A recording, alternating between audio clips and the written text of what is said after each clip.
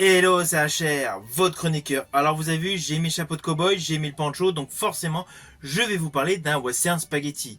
Plus précisément, je vais vous parler d'un diptyque western spaghetti avec Giuliano Gemma.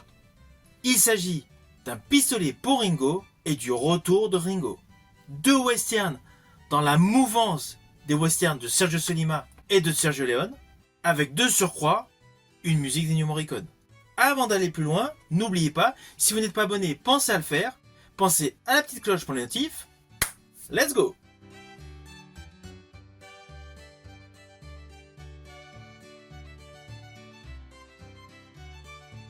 Alors naturellement, je vais commencer par Un pistolet pour Ringo, sorti en 1965. C'est un western de Duccio Tessari. Alors je vous le dis tout de suite, j'ai apprécié ce film, dont l'histoire est la suivante. Alors dans ce film, nous découvrons donc Sancho à la tête d'un groupe de bandits mexicains. Sancho d'ailleurs interprété par Monsieur Sancho dans la vie réelle.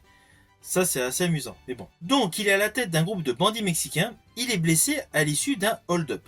Lors de sa fuite, il se réfugie avec ses hommes dans un ranch dont il tient les occupants en otage. Parallèlement, dans la ville la plus proche, c'est-à-dire la ville de Quemado, les notables de cette fameuse ville font appel à Ringo, qui est un tueur d'élite sans scrupules pour régler le problème. Oui, les notables font appel à ce fameux Ringo, car c'est un bon tireur d'élite, et en plus, ils l'ont sous la main, car celui-ci ayant fait plusieurs bêtises, est actuellement, au moment où se déroule toute cette histoire, en cellule. Celui-ci accepte évidemment, à la suite d'un compromis, comme c'est quelqu'un de très rusé, il arrive à intégrer assez rapidement la fameuse maison qui a été prise en otage. Alors, rassurez-vous, vous me connaissez, je ne vais pas du tout vous spoiler. Mais voilà, c'est le pitch de base de ce film. De ce film qui est radicalement dans la même lignée que les westerns de Sergio Solima, Sergio Corbucci ou Sergio Leone. On est vraiment dans le même style. À cela s'ajoute une super musique d'Ennio Morricone. Alors malgré qu'il y a cette très belle musique d'Ennio Morricone, le film est radicalement différent en termes de concept pour le héros des films de Sergio Leone. Dans la trilogie du dollar, Clint Eastwood ne faisait pas le charmeur. C'était l'homme sans nom, l'homme très introverti sur certains plans séquences. Là, dans ce film, le personnage Ringo est plutôt charmeur. Il a un petit humour, un côté très audacieux. Ce qui confère à ce western spaghetti une dimension différente. Je préciserai même que du coup, son interprétation, ce western, est complémentaire au western de Sergio Leone. En plus, dans ce film, les plans séquences sont de toute beauté. On a réellement l'impression que les caméras sont extrêmement fluides. Alors que pour l'époque, n'oublions pas que le matériel pour filmer un film était assez conséquent.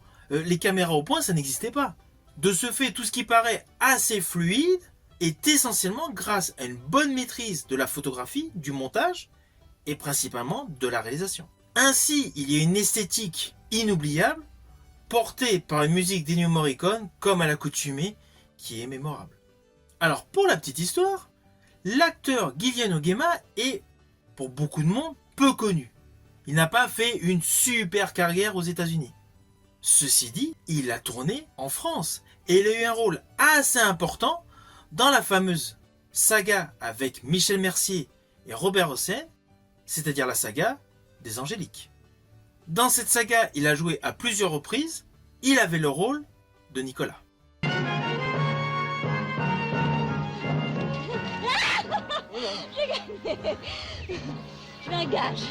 Ce film, production italienne-espagnole ayant eu un très bon succès, forcément une suite fut mise en chantier. Cette suite a pour titre, tout simplement, Le retour de Ringo.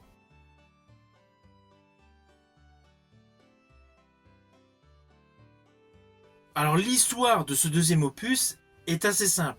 Nous retrouvons donc le personnage Ringo, qui a fait la guerre de sécession.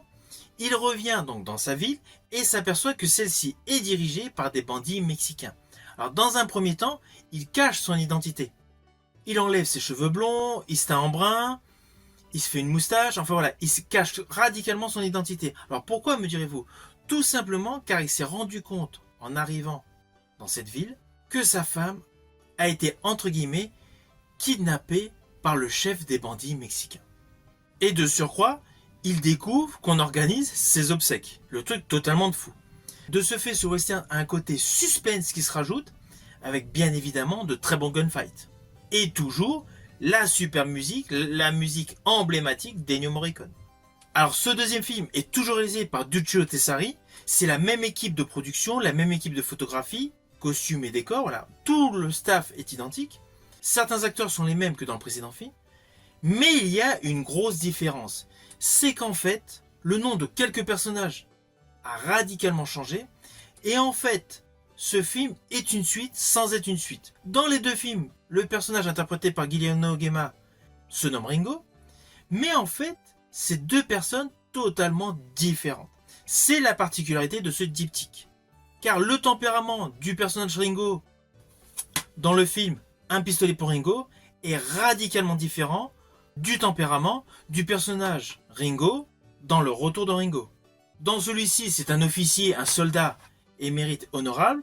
Dans le premier film, au début, c'était quelqu'un qui faisait des larcins, qui n'était pas forcément en adéquation avec la loi. Voilà, c'est la petite particularité de ce diptyque qui a certes le même protagoniste principal comme acteur, Guiliano Gemma, interprétant dans les deux cas un personnage répondant au nom de Ringo, mais en fait, ce n'est pas véritablement une suite. C'était la petite particularité que je voulais vous préciser dans cette vidéo. Ce qui fait que vous pouvez découvrir ces deux films de manière indépendante et dans n'importe quel ordre. Tout ce qui est identique, c'est l'équipe de réalisation, l'équipe de production, la musique d'Ennio Morricone et l'interprète principal. Mais sinon, les lignes scénaristiques, essentiellement le jeu des acteurs principaux, est totalement différent et ne se suit pas. Alors au final, naturellement, je vous invite à découvrir ces deux films. Ils sont disponibles par le biais de supports physiques DVD ou Blu-ray. Vous pouvez également les trouver via YouTube, Google Play et pléthore de plateformes de streaming. Ce sont deux films peu connus du public, mais qui sont deux westerns de qualité, avec des plans séquences et surtout une fluidité d'image mémorable pour l'époque.